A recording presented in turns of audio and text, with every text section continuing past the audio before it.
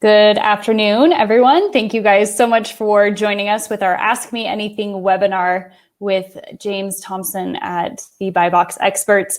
I'm Kate Valentine. You guys probably know me from the Keyword podcast that I host.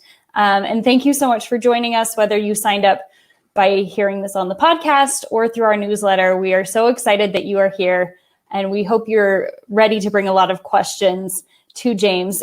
Just a reminder, this is an entire question and answer format. Ask Me Anything is literally, you can ask James anything. So you can start posting your questions in the chat, and I will be moderating and asking questions as they come in. I will be going in chronological order.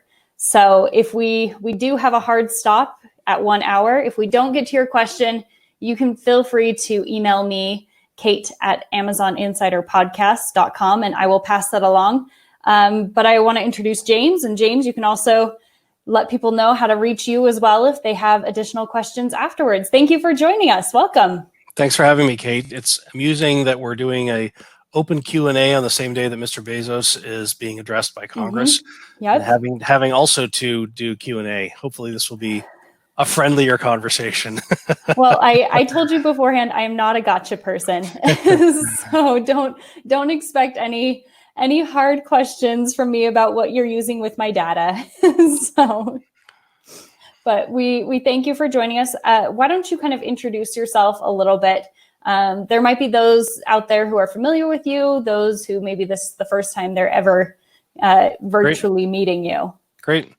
So I'm James Thomson. I was fortunate enough to work at Amazon on third-party marketplace teams for almost 6 years, 2007 through 2013. I left in 2013, and with my business partner, Joe Hansen, we run Buy Box Experts, which is a 130-person agency helping brands with first-party and third-party issues on the Amazon platform. Joe and I also founded the Prosper Show, which some of you may be familiar with, a large continuing education conference that is run once a year in Vegas when we can do live events. It's a virtual event this year, but more on that later. And I've also written a couple of books on Amazon and how brands need to smarten up their behavior as it relates specifically to the Amazon marketplace. So with that, anybody can ask me any questions, whether I know the answer or not. We'll see here in a few minutes. But I'm delighted to be on your show today, Kate. Thanks for having me. Thank you. And what I know about James is if he doesn't know the exact answer, you can pretty much know where to send people to find that answer, which is super helpful. I just want to jump to Prosper Show. It was at the exact wrong time this year because we do what we can to plan accordingly. Yes, we were supposed to do an event in mid-March, and if I think back to where things were in January, we were all thinking, who knows if this is going to be a big deal. Mm-hmm. Having had no experience with a complete societal shutdown like we're seeing right now, we thought that we could push through, but it became pretty apparent that it wasn't going to happen. So we had to postpone it once and now postpone it a second time, but actually convert it from a live event that was to have happened at the end of August now to a virtual event, which will be in October. Dates to be determined here in the next week or so. More details on that on prospershow.com. Very cool. All right. So that actually answered one of our questions, but I'm going to jump into the chat and just bring you the questions again. Our first one comes from Lane, and Lane asks, how can we report a seller that is posing as a brand owner and posting incorrect images and details? Amazon is closing every door at our attempts to notify them. So are we talking specifically someone who already has brand registry and is trying to load content that way? That would be, so Lane, if you can jump in and ask and answer that clarifying question. Are you asking to clarify, does the bad seller have brand registry? Is that what you're trying to clarify? Or are you trying to clarify that Lane has brand registry? So I'm thinking typically Lane would have brand registry, and there would be another seller who is still able to successfully load content against the listings that are supposed to be locked down by way of brand registry. Mm-hmm. Did Lane happen to clarify? Nope, not yet. So a couple things going on around this issue that I'm happy to chat about. Number one, even if you have brand registry, just to remind everyone, getting brand registry doesn't mean your job is done. You still have to go back and load all of your content again for the content to actually get locked down. Think of brand registry as being handed a key. Now you need to use your Seller Central account and reload content for that lock to now be locked with that key, which we call the brand registry key. So many companies, unfortunately, will stop once they get brand registry approval. They won't go back and they won't reload content. Something else to keep in mind is you can lock down content like bullet points, product descriptions, generic keywords, secondary images. You can't lock down the main image. If you're not the buy box winner on your product, someone else can load content while they're the buy box winner, meaning if they have a main image that they've contributed, that main image will show up when they are the buy box winner, even though you have brand registry. So all the rest of the content will get locked down except the main image. The other thing that we often see is companies will do brand registry, but they won't lock down all the relevant fields. For example, let's say you lock down 3 bullet points, but there's still a couple of extra bullet point spaces that are left open. Someone else can come along and contribute content, and that will show up on the listing. So unless you are adamant about filling in all of the visible and behind the scenes categories, someone can still come and overwrite things. That being said, let's assume you've done all of that. There are still ways for inappropriate sellers to take inappropriate actions against brand registry owners. And unfortunately, we've seen a spike of that kind of behavior during COVID, where companies are coming in and they're claiming counterfeit violations on some of the brand registry sellers, and brand registry sellers are going in and they're filing tickets in brand registry and they're saying, hang on a minute, how is it that I'm in violation of my own brand?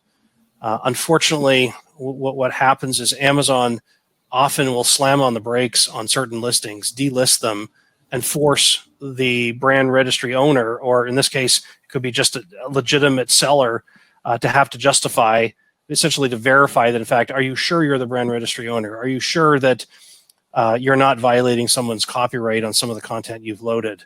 Unfortunately, some of these issues can result in a listing being pulled down for more than a week. And there's not much the brand registry owner can do, because getting things escalated within brand registry right now, extremely, extremely difficult. I've seen folks try to use every side door, every back door to communicate with Amazon. Everything's moving as slow as molasses. So even if you have done absolutely nothing wrong and you believe you've got brand registry protection, unfortunately, I don't have good news for you. Hopefully someone will look at your ticket quickly, but the likelihood of your listing being taken down for a few days while things get ironed out, that is entirely plausible.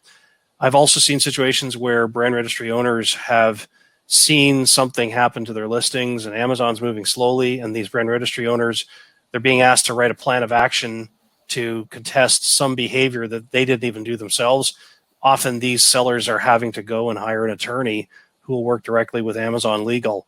That's a secondary channel that can be pursued while you're waiting for the brand registry team to actually read your ticket and take appropriate action. So the system's not working the way it's supposed to work, in part because there's so much black hat stuff going on right now that being a good, honest seller who's followed all the rules and done all the things that are supposed to protect your brand, often that's not even enough. And Amazon is aware of these issues. Amazon Legal is aware of these issues, but there's no good solution yet. And so Lane did write back. He said, we do not have brand registry. The manufacturer is not brand registry either. He also said the items are shared listings. So it sounds like multiple, but someone is posing as the manufacturer's brand owner. So if the brand doesn't have brand registry, the first question I would ask is, does the brand actually have a U.S. registered trademark? If they have a U.S. registered trademark, then you as a seller, you should be saying to the brand, listen, your listing is totally open to being sabotaged unless you go in and register in brand registry. And you can help a brand go through the process of go to brandregistry.amazon.com, load your trademark and wait a couple days, get approval. Once you get approval, now that brand, if the brand doesn't have its own seller account, you would want that brand to designate you as a registered agent of the brand, so that you can go into your Seller Central account, you can load content and lock it down on behalf of the brand and be in a place where you can better control the content. It is true that sometimes companies will come along and claim that they are the brand. In principle, Amazon is supposed to say, okay, you may be the brand, but you need to prove to us that you're the brand. Where's the registered trademark documentation? Well, that's something that the brand itself should be doing and should be presenting. I think of brand registry in many ways as being an absolutely necessary insurance policy for any brand, whether they're being sold through third-party sellers, even if they're being sold only by a bunch of unauthorized third-party sellers. A brand needs to go and control the content to make sure that Amazon customers don't get the wrong idea looking at product listings from that brand. So step number one, Lane, go and talk to the brand. If they have a US registered trademark, help them get brandregistry.amazon.com registration, and then say to them, listen, we've got this registered. For us to actually be able to take advantage of the benefits of this program, we need to lock down the content. And the way that we can help you as a reseller is make us a registered agent. That's something that the brand can do within brand registry and say, all right, Lane's third-party seller account, you're going to be the registered agent. You'll be notified that you're now the registered agent, and now you go to town loading and locking down that content on behalf of the brand. Unfortunately for you, you end up doing all this work, and every other seller who also happens to be on the listing, whether they're authorized or not by the brand, everyone's going to get the benefit of that higher quality lockdown content. But quite frankly, Amazon's an open marketplace and anybody can sell whatever. I was recently talking to a client that I help manage some of their e-commerce platform, and they were really upset by the amount of resellers that were selling their product. It's a large consumer packaged good company. Yeah. And I told them, I said, keep in mind that you have to be on Amazon in this world. It's just the way it is. And as long as your pricing strategy is making you the margins that you need, you need to kind of ignore the fact that you have 5 listings on this product, or not 5 listings, but 5 resellers offers on this. Yes. Yep. Because all of those people, whether they are allowed to sell your product or not, based on your distribution agreements, and actually the announcement a couple of weeks ago is where they're going to start reveal seller information. That's actually it's going to be helpful for them to kind of help with their distribution policy. But do you really want to talk about this problem? Because I can talk at length about this issue. Yes. So, it is in marketplace. If you are reselling a product, you have to know it's just how it's going to be. Let's jump back in. Anyone that wants my whole story, you can email me and we can discuss more. Let's jump to next question. Mary, is Amazon restricting all new and old ASINs to send only 200 units per ASIN? If so, is this going to be a permanent policy, or will it get back to normal in a couple months? Ooh, that's a good one. So Amazon has announced this new IRI restriction with regards to FBA storage in Q4. That's in place depending on the types of sellers sending product in. But Amazon also has restrictions at the ASIN level around how much inventory they want to have in FBA across all sellers. And so just because you may want to use Amazon to load up your inventory for Q4, if you're sending in more than what Amazon believes is appropriate for its own forecast, they're not going to let you do it, which means you're going to have to be sending more inventory in shorter periods as you go through Q4. So, let's say first week in November, you start to sell, second week, third week, you get to Black Friday, things are really picking up. You need to get ready to be able to send in another FBA shipment as soon as those units are actually starting to sell at a faster rate. It doesn't mean that Amazon is going to receive your FBA shipment in time and be in a position that they can continue to have your inventory available, Prime eligible throughout Q4. So yes, it's very frustrating that you can't send in what you believe you're ultimately going to sell in Q4. You can't send it in all at once. But the 200 unit restriction is very much ASIN specific. That is something that's specific to your products. Many other companies don't have those same thresholds. We have clients that literally sell 200 units an hour, and they're able to send in truckloads of products at any given point. So rule number one is make sure you've looked at your IRI score and you're well above the 500 score now. If you're not, get your inventory, your slow-moving inventory cleaned up so you can improve your score. if Amazon's not letting you send in the level of units you think you're going to need to sell through Q4, then just be ready to send in smaller, more regular FBA shipments into FBA, plain and simple. And if you, I'm just going to piggyback on that a little bit. If you are bringing a large amount of product over from overseas, I really suggest you have a warehouse or two here in the US where you can store and easily get inventory from that warehouse to Amazon. So you're not constantly waiting for orders to arrive from overseas. It'll be a much smoother if you can have just a large bulk in a warehouse somewhere that you can do send in your fulfillment by Amazon orders. The other thing that's happening around that, Kate, is right now Amazon has yet to fully adjust back to being able to meet the Prime Promise delivery times. So although products are more likely to get delivered within a 1 to 2 day window, there's still a bunch of products that are Prime eligible that arrive 4 or 5 days out. That tells me that Amazon is struggling to keep up with the increased demand. What that also tells me is as we move into Q4, just because you've always had your products in FBA doesn't mean that Amazon's going to have the capacity to receive your products quickly enough for you to stay in stock, i.e., do you have a merchant fulfilled option available for Q4?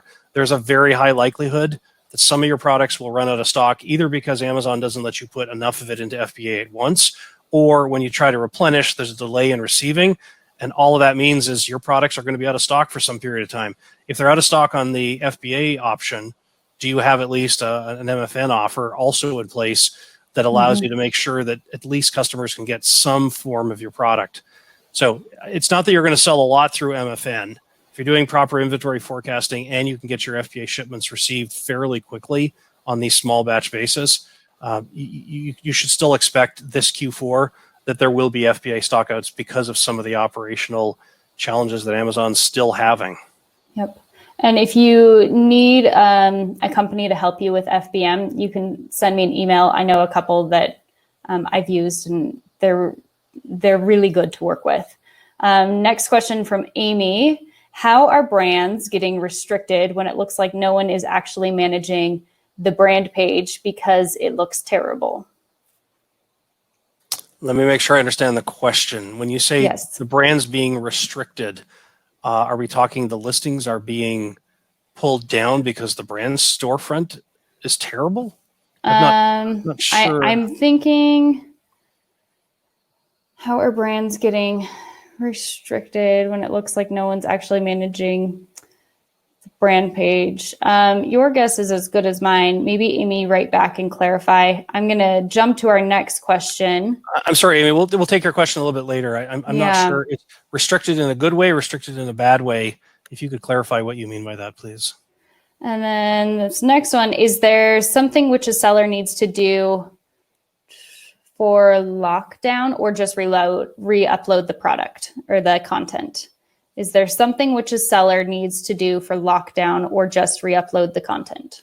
So if we're talking about brand registry lockdown, then what you're literally doing is you can do this one of two ways. You can go into an individual listing, just go into your catalog and edit a particular listing, literally change one character, add a space, remove a space, and then reload it.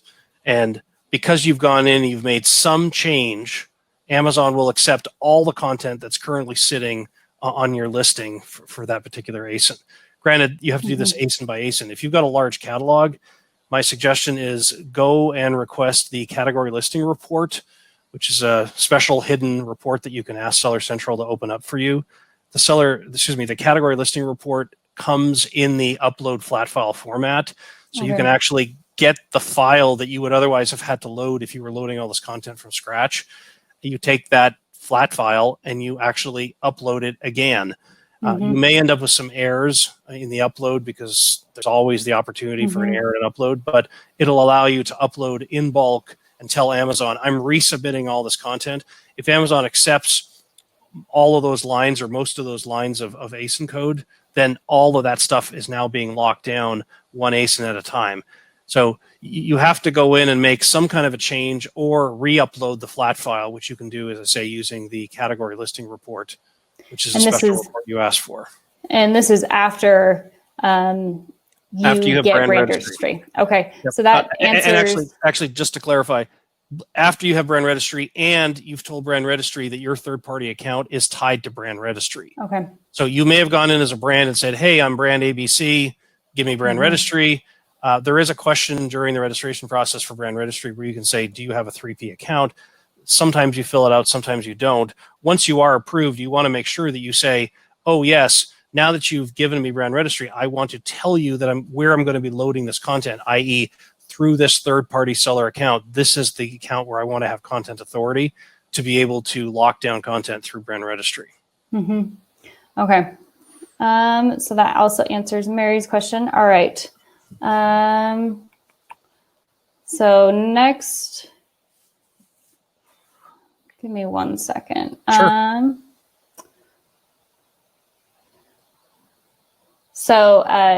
Chris, I'll answer you really quick.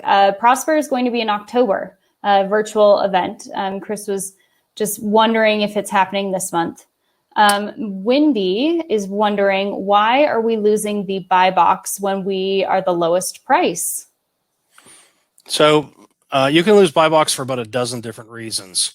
And if you've looked only within Amazon to try to figure out why you're losing the buy box, my first suggestion is go onto Google and just search for the same product. And if you can find that product for a cheaper price anywhere else, especially on a major shopping destination like Walmart.com or Target.com, Amazon's going to suppress the buy box. So Amazon doesn't want to create a situation where Amazon customers are being presented with prices that in fact are higher than some of the major alternative online shopping sites. And if in fact they find that's happening, then Amazon will suppress the buy box, not just for you, but for everybody on the listing. They will basically say, there is no buy box here because there's a cheaper price external to Amazon. Amazon will also suppress the buy box because they may decide that you as a seller shouldn't be buy box eligible. So if your performance scores have fallen to a point that you're now below 95% or 92%, depending on the category, you could lose your buy box eligibility for a period of time. Assuming you have buy box in some products and not in others, that means it's going to be SKU specific, which my first suggestion would be go and look externally and see what's going on. If you are the brand and your product still is losing the buy box on Amazon and you don't sell it anywhere else, my first suggestion is go and check to make sure it actually isn't sold anywhere else. We have some clients where we've seen basically counterfeit websites pop up and sell some of the same products at ridiculously lower prices, prices that would suggest that there's no actual physical inventory that is designed to be made available to the consumers of those sites. Instead, it's just a way to manipulate the Amazon buy box, which unfortunately some competitors on Amazon will take down the major player by creating these bogus websites with inappropriate lower priced products. So Amazon's algorithm kicks in and suppresses the buy box. Ugly. So there are many other reasons why you can lose the buy box, but those two particular ones are the most common one, where there's an external product, an external shopping site that has the product at a lower price, or you've done something that has caused Amazon to suppress your ability as a seller to have the buy box. All right, next question, Grace. And just so you know, there's a couple of questions that have been asked that I'm trying to get clarifications to before we jump to them. Yep. So next question is from Grace. Is there anything you can do when your seller fulfilled Prime is taken away? Our automatic pricing tool put small and light listings over the $15 limit a few times, resulting in all Prime abilities being taken away.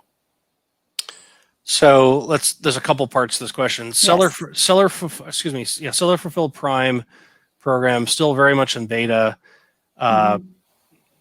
It is not uncommon for sellers to lose their SFP capabilities more than once, typically because the carrier doesn't get the product shipped in time, and Amazon says to the seller, hey, you should go talk to UPS and tell them to smarten up. Okay, like that's actually going to do anything. So you can write a plan of action and say, listen, we've gone and told UPS what the problem is and asked them to make these changes. Amazon is fairly lenient about reinstating SFP if you're identifying what the problem is that's been caused and trying to find a solution, even though in many cases it's well outside the seller's capability to solve the problem. I don't know that Seller Fulfilled Prime is going to continue much longer. It's been in beta in the US for a couple of years. It's growing in leaps and bounds in Europe, but here in the US, my understanding is that the logistics team does not want to continue with it. It's been a big savior for companies during COVID who happen to have this program, but I don't expect the program to continue to last indefinitely. Okay, and this next question is it's along a fulfillment line, so it's helpful. Yes. It comes from Jack. He says, we are considering bolstering our MFN, so merchant fulfilled network options, rather than being largely reliant on FBA. Yes. Do you know of any studies or data that indicates the difference in conversion between FBA and MFN offers? I can tell you from my own experience 7 years ago at Amazon, when you took a product that wasn't Prime eligible and you made it Prime eligible, sales typically went up over 70%. Now, in your particular cases, there may be more than one Prime eligible seller, in which case, if you're the second or the third or the fourth Prime eligible seller, what the impact is going to be a lot murkier, because the benefit of being Prime eligible has already been carried over to other carriers, other sellers that already have Prime eligibility. Unfortunately, this question about whether or not you should be Prime eligible above all else, that has been overwhelmed by the bigger issue that most companies had during the past, let's say, 5 months, which is, how do I make sure I stay in stock and actually have a meaningful delivery date to the customer where Amazon isn't delaying things 4 or 5 weeks? So what we found is Amazon made some buy box changes during the initial period of COVID. They've since changed back to the way it used to be, but they would let MFN orders win the buy box over long delayed FBA shipments. So that advantage of being Prime eligible was nowhere near what it used to be. That advantage disappeared during April and May, but by early June, it got flipped back because Amazon was in a position to be able to say, we can actually get Prime products to people fairly quickly enough that it will be a superior offering to an MFN offer. So sort of a long-winded answer to your question. If your concern is Amazon may end up having to delay FBA shipments yet again, the extent to which those delays expand beyond a couple of days, Amazon may be forced to switch its buy box algorithm again. I doubt that's going to happen. I expect that we're all going to suffer through delays in FBA where we go back to 3 to 5 days to get things rather than 1 to 2 days. But 3 to 5 days is not that bad compared to the way it was in late March and April. So you're basically looking at a situation where, all other things being equal, if you take an offer and you make it now no longer Prime eligible and there's no other Prime eligible offers on the site, I would expect that your sales will drop at least 75%. Okay. Next question comes from Amy. And Amy, I'm just going to rephrase your question. She is wondering, you may remember she asked about restricted products earlier. So she's asking a clarifying question. If a product is restricted, does that mean it is brand registered? So I'm going to rephrase it as what's the difference between a product being restricted and a product being brand registered? So products can be restricted, meaning only certain sellers can sell the product, i.e. gated. That periodically happens, not that often, but it does happen often when Amazon first party negotiates a deal with a strategically important brand and basically says, listen, the brand says, we're not going to be on Amazon 1P unless you put certain restrictions in place around who can sell our product. And Amazon will say, all right, fine, we'll only allow certain sellers to be able to sell the product. That's one type of restriction. There are also, this is not consistent what I'm about to tell you, but there are situations Nothing is consistent. There are situations where you go into brand registry, you lock down your brand, And what we see in some categories is when a new seller comes along, or a seller that has not sold your brand in the past, comes along and says, hey, I want to sell brand ABC, which is now brand registered. The brand is supposed to be notified and said, this new seller wants to sell. What do you think about that? Yes or no? It is not consistently applied. And so as a brand registered brand, you may find that sellers that you've never seen before start popping up, and you say, well, gosh, can't I restrict who's selling?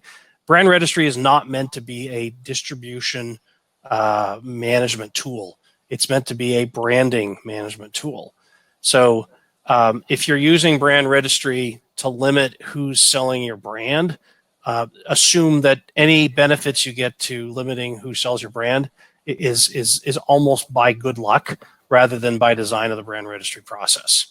If you want to limit who's selling your brand, then the brand has to go and do the hard work of limiting who's got access to their brand and who's ultimately going to end up putting it onto the Amazon site. So if you're a reseller showing up on Amazon, you're saying, I have this product, I want to sell it on Amazon, why can't I sell it? You can apply to be basically ungated to sell that. What will happen is the brand will be notified. Typically, a brand registered brand will be notified saying, seller ABC wants to sell your product. What do you think? And the brand has to sign off on whether or not they're going to let you in or not. Okay. Let's see. Next question is Chris. I have ASINs that do not show the best seller rank.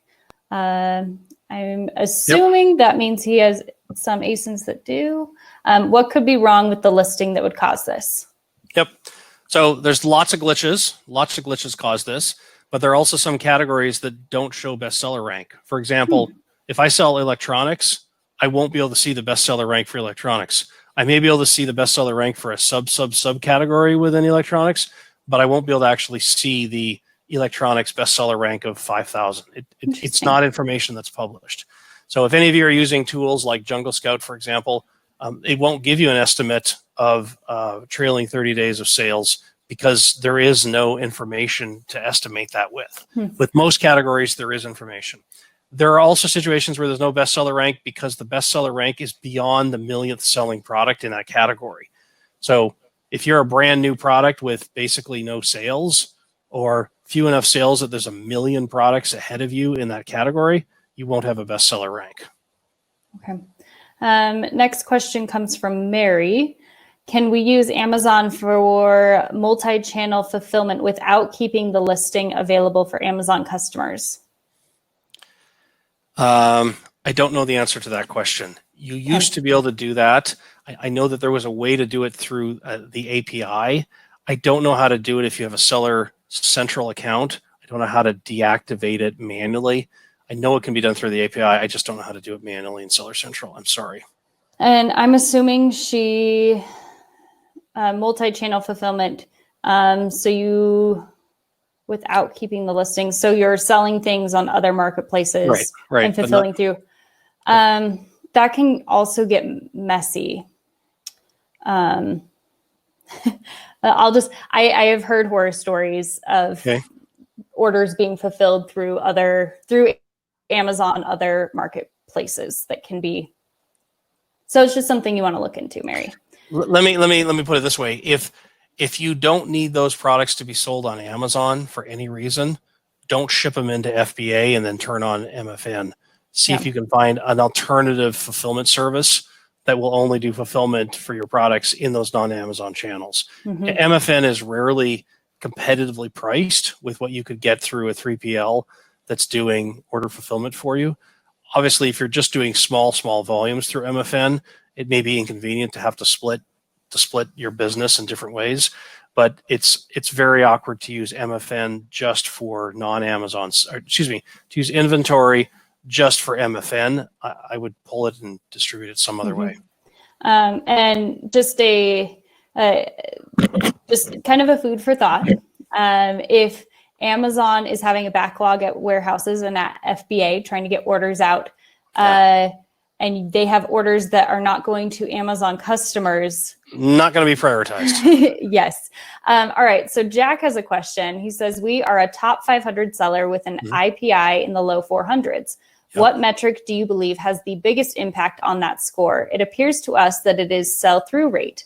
What suggestions you have on improving the aggregate sell-through rate? So you're literally looking at the individual sell-through rate of every single SKU, and that you may have some parent-child items where some of the children don't sell very well. Get them out of FBA. This is not about making all of your products Prime eligible. It's about saying, let's look at our best-selling products and let's make those the only products that are in FBA. For stuff that's slow-moving, get it out of FBA. Find some other facility that's going to do fulfillment for you. Unfortunately, we're already at the end of July, and so you have until August 31st to get your numbers improved significantly. If you're already in the low 400s, you've got a ways to come to get up to over 500. So my suggestion is get the slow-moving inventory pulled out as quickly as possible. The other thing to keep in mind is it's not just slow-moving. Do you have too much inventory of some SKUs? So let's say you're selling a product 100 units per month, but you have 1,000 units sitting in FBA. You've got 10 months of inventory sitting there. Amazon doesn't want 10 months of inventory. Even if you're saying, well, gosh, I don't want to have to store the inventory myself. If you're anywhere near coming to a place where you're going to have long-term storage fees on any SKU, get that stuff out of there now. And Amazon, as of July 14th, they had free removals for a short period of time. I don't know if that's going on. I imagine it runs out here pretty quickly. You've got to justify to yourself every single SKU. Is it slow moving, or do we have too much inventory? And you got to pull that stuff out. Here's the problem with pulling inventory out on SKUs that, either type of SKU, either where you've got too much inventory or you're pulling it all out because it's slow moving. You're not going to be able to send that stuff back into FBA until the new year. So you got to get this right. So if you happen to pull the wrong products out and go, oops, I need to send this back in November, not going to happen. Amazon's not going to let you do it. So you're going to have to pull the information, look at the sell-through rate, try to figure out, how do I make sure that I don't have any inventory that is still unsold well past the end of January? I say the end of January because if January 1st or even December 26th, you start replenishing for the new year, no problem. Amazon's half emptied their warehouses by then. But you've got to make sure that you're in a situation where if you were Amazon, you're not staring at a whole pallet of products that isn't going anywhere anytime soon. Speaking of which, Amazon launched their Prime Day 5-6 years ago as a way to kind of empty out warehouses in the summer. Any rumblings on, are we going to have a Prime Day this year? I've been asked this question by a lot of different journalists, and here's my take. We know Black Friday happens at the end of November. We know that Amazon gets its whole operation ready so that they're ready for Black Friday and then for Cyber Monday. If we do a big promotion, if Amazon does a big promotion in early October, as a consumer who, we have lower confidence in the economy right now than ever before. Many of us certainly don't have the disposable income that we had 6 months ago, but not all of us necessarily have our jobs or the jobs that we want to have right now. There's a lot of discomfort about people going out and blowing a bunch of money on Christmas gifts. It doesn't make a lot of sense to me for consumers to have a big sale middle of October and then 5 weeks later, let's do Black Friday. I'm not going to spend a bunch of money and then spend a bunch of money again a few weeks later. Prime Day exists primarily for one purpose and one purpose only.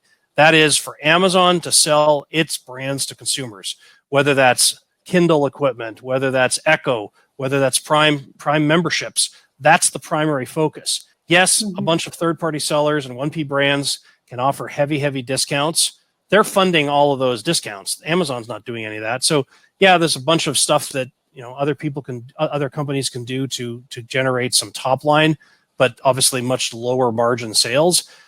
That's fine for Amazon in terms of, hey, we got more sales. But the problem is Amazon is getting so many sales every day right now. It's almost like having a Prime Day every day since the end of March. So it's not that Amazon says, hey, we need to get this one-time spike in sales by having a Prime Day. That one-time spike has lasted now for months and months and months and months. So the incremental benefit of having one more spike in sales doesn't seem to be very obvious. Plus, look at what's happening to FBA, or rather to Prime shipments. They're still not always happening 1 to 2 days, which tells me Amazon's capacity to handle the demand they already have is being challenged every day. Why would you want to throw yet another Prime Day sales volume on top of what's already happening? That just, to me, that seems crazy. So I would expect that Amazon is not going to do Prime Day, or if they do, it'll be just focused on a few products. It'll be like a one-day Amazon equipment sale, something like that, Okay. where it's very focused on very specific products where Amazon can limit the incremental demand that happens on that day to just the products it wants to sell versus, hey, every 1P brand out there, hey, every 3P brand out there that wants to run a promotion, do you also want to get in on this? I think there's going to be, most of these companies will just end up having to fight for space during the Black Friday, Cyber Monday period. All right. Well, thank you. That was a me question. Let's jump back in here. Next question comes from uppercase E, uppercase A. I assume that's just initials. Great. So they are asking, what is the vision for virtual bundles? Will this somehow factor into algorithm for frequently bought with ... TBD. Virtual bundles on the 1P side are still very much in beta test, which means Amazon's trying various types of ways of merchandising these offers to people. We've also seen Amazon do virtual bundles in 1P that the brands didn't even realize were happening. Amazon's creating their own bundles and offering product A and product B together. So it's not that the manufacturer says, let's put A and B together and create a bundle. Amazon saying, we're going to put one in A and B together, which is kind of weird when you have virtual bundles that you as a brand wholesaler to Amazon don't even realize is happening. Turns out you can't even advertise on those SKUs. So you're in this kind of bizarre situation. Long of the short is virtual bundles is something Amazon is offering, but it's still very much in test mode. I don't know where this is going to go. I can tell you from my time at Amazon, there's beta tests happening all the time and refinement happening, and they're probably testing different forms of this bundling in different categories just to see what happens. So more on that, I suspect, after Q4, once things start to settle and Amazon says, you know what, we've actually got the logistics of putting these two items together and these two items together and so on. Here's what happens in Q4. Amazon, their warehouses are busting at the seams. To do a virtual bundle and make the economics work effectively, you basically want to pull two different products from the same warehouse and put them in the same box. If you're having to pull product A and product B for the same virtual bundle out of two different warehouses, put them in two boxes and either transship them to one location before it goes to the consumer or send the consumer two boxes, the economics are pretty terrible. So to get virtual bundling to work, you've got to have the flexibility of being able to put the component parts of the bundle in the same warehouse. In Q4, you basically Amazon fills up every square inch of every warehouse with whatever it comes in, and the inventory balancing components, there's a lot less flexibility to do that inventory balancing and allocation of component parts in the same warehouse. So I don't expect we're going to have resolution on this feature until at least January or February next year. All right. Next question from Mary. How do you make a product Prime eligible? Well, there's three ways to do it. If you're an Amazon third-party seller, you can put the product into FBA, and that product becomes Prime eligible. Amazon will now hold the inventory in its warehouse, and when an order comes in, the customer will see that it's Prime eligible. Amazon puts it in a box and controls the order fulfillment process. That's easy, number one, FBA. Number two, the brand wholesales to Amazon, and because Amazon's the seller of record, they will make those products Prime eligible.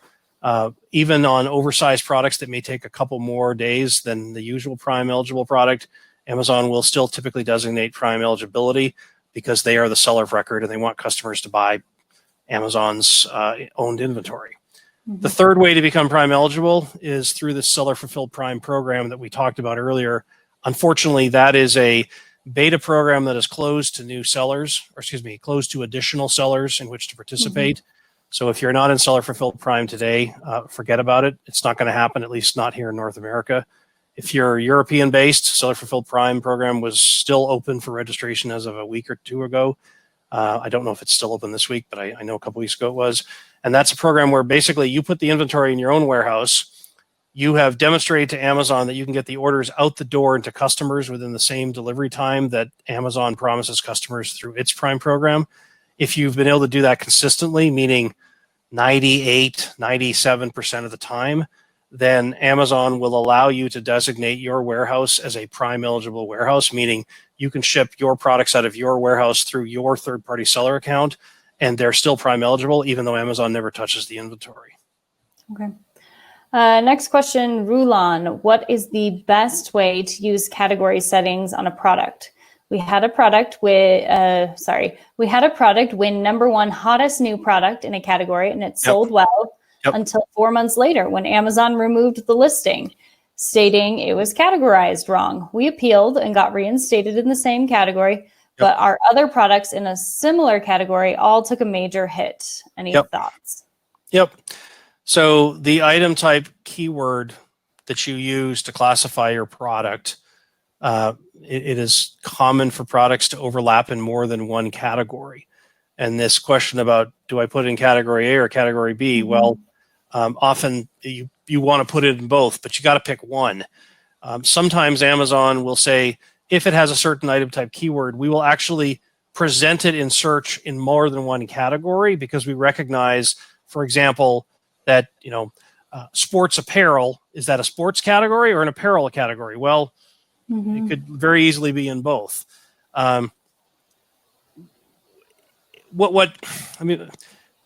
are companies that will blatantly misclassify so that they can get Amazon Choice on their listing, because, gosh, you only need to sell 2 units a week in this sub category to get Amazon Choice.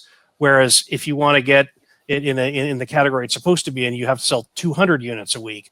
So people will try to game the system that way, and Amazon will eventually flag it and say, no, you can't do that. And as you saw yourself, they may pull down the listing or suspend it and force you to write a plan of action. Unfortunately, Amazon is not consistent at all. We've seen situations where clients have a parent-child listing, and some of the children, we are told they are misclassified, but some of them are not. I'm sorry, just because a shirt is green and versus blue doesn't mean that I'm trying to play a game here with different SKUs. But unfortunately, that often happens. So if you find yourself in a situation where you basically have a bunch of products that all, in your mind, should be in the same category, and one of them is being pushed out, then first and foremost, get that listing live again. Once it's live, then you can file another ticket and say, listen, here's our data in terms of why we believe these all need to be in the same place. But just recognize that Amazon may say, you're right, they all need to be moved to this other category, which may be counter to what you actually had in mind. If you have competitive information that says, look at all these other top selling products that are just like mine that are sitting in this category where I want my products to be sold, that kind of information can be useful in your ticket. But what you're basically doing is you're asking Amazon to do you a favor versus looking for them to fix something that they don't necessarily see as being broken. So your likelihood of being successful in getting it reclassified, it's pretty low priority. If you've got that issue right now, let's get those tickets filed now, because by the time you get to end of September, no one's going to listen to your question. Not interested. Next question, Attila. What is the main difference between FBA and Pan-European program? So in Europe, and this is going to change January 1st next year, but in Europe, you can put product into an FBA facility or set of facilities in one country, one Amazon European country, and Amazon, if you have a Pan-European account, that inventory can be used to fulfill orders that come from all of the Amazon European marketplaces. So for example, if I have a product and I put it into a French 3PL, or excuse me, not 3PL, a French Amazon FBA facility, then people who are shopping on Amazon UK, Amazon Italy, Amazon Spain, Amazon soon to be Netherlands, but that hasn't quite been fixed yet. But for all these other Amazon marketplaces, the inventory will actually be shipped from the French FBA facility in country to the customers of these other Amazon marketplaces. That's great because you can consolidate inventory and ship a larger pallet, for example, into one facility rather than having to send products into all these different countries. Starting January 1st next year, the UK is now no longer going to be considered part of this pan-European account because of Brexit. Right. And so you will need to have inventory sitting in the UK to satisfy FBA demand in the UK. And then you'll need to put your rest of Europe inventory into a country that's not the UK. So you'll still be able to have pan-European, not including UK, fulfillment out of one country within Amazon's marketplaces in Europe, but that won't be able to include UK. Okay. So in the US, we have FBA to satisfy Amazon US customers. Some products can be deemed available for Canadian customers shopping on the Amazon.com site to have products shipped to Canada. That's different than having FBA inventory in Canada for Amazon.ca customers to buy. But right. That ability for product to be essentially shipped out of country to another country, in Europe, it's much more fluid than it is here in the US/Mexico, Canada. Okay. Next question from Chris. What is going to be the penalty for not reaching a score of 500 IPI threshold? What is the best way to move that number to get over 500? Yeah, so the penalty is you won't be able to ship products into FBA that you otherwise would want to ship in. What I haven't seen clarity on yet is, will you be prevented from sending anything in, or will your total available storage space be restricted?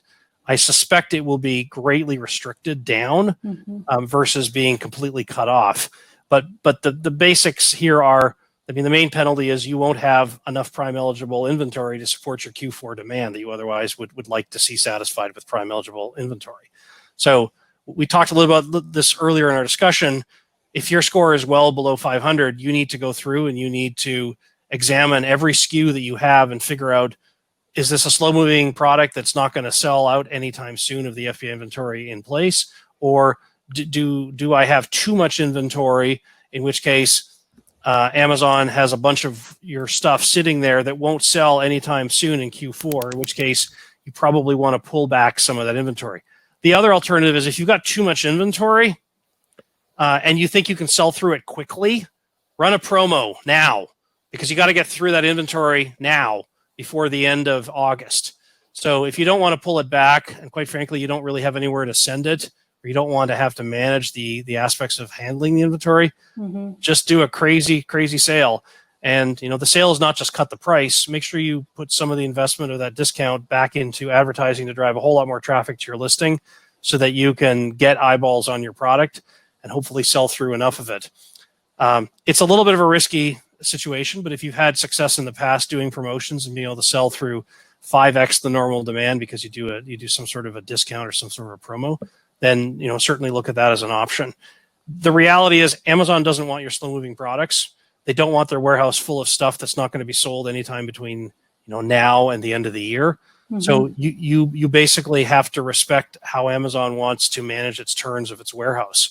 And if your slow-moving stuff is slowing down the ability of Amazon to otherwise put fast-moving inventory from some other seller in that space, Amazon's going to penalize you, plain and simple. All right. Next question comes from Kathy. Does the new in-stock Head Start program, which strands inventory until it has arrived, hurt the IPI score? I don't know. I'm sorry, I don't know the answer to that question. We only have a couple clients that have worked with that program. Yeah. We haven't tracked what happens with the IPI score. Okay. Next, also from Mary, does Amazon allow any services, for example, doula services, to be listed and sold on Amazon? Doula services. So there is an Amazon services platform where you can go in and basically say, I have an offer of one of the standardized services that Amazon has made available for sale. These are typically things like assembly of a bicycle, installation of a big screen TV. The last time I checked, I don't believe doula services were available there. Services are not set up the same way as products, whereby with products, I can come along and say, I have a product that nobody's ever seen. I'm going to list it in Amazon for the first time. It doesn't work that way with services. You can only create an offer on a pre-existing service that Amazon has put into a system up to this point. Okay. So good luck with the dual services, but Amazon's not the right place to try to sell those products. If you think it might do well, might as well reach out to someone with the services team. All right, so we have a couple more minutes. I'm going to try to blaze through our last few questions. At the end, I'll let James let you know where you can reach him. We will resend this out if you heard part of an answer, but not the whole thing. So next comes from JR. There's a new feature on some detail pages where you can have additional products from your catalog under the buy box. How do you enable this feature? I'm not familiar with this feature. Yeah, neither am I. It used to be the case that this is going back 10 years ago, when in the flat file, you used to be able to say, this product and this product are complementary, so please show this product. Typically, the inventory or the display space on the page that's not your listing, that's all controlled by Amazon algorithms. So I don't know how you can influence that. I've not heard of that. I'm definitely going to look into that afterwards. Thank you for the question, JR. I would suggest everyone get a storefront if you are listing products, because that's a nice way to have everything. Let's see, Mary. What advertising and promotions do you recommend to get rid of slow-moving product inventory?